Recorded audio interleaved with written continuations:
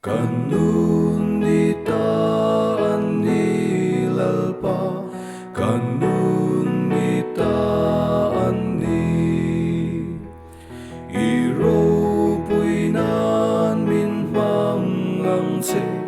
itan haleluya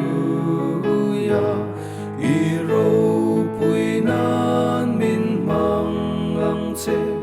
itan haleluya kakutita anilalpa kakutita ani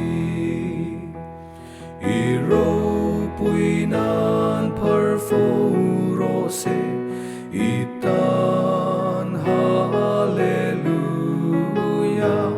iro puinan parforose itan haleluya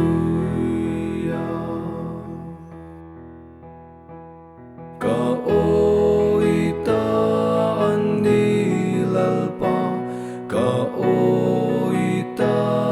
ani iming trôi môi nan mangang se itan haleluya iming trôi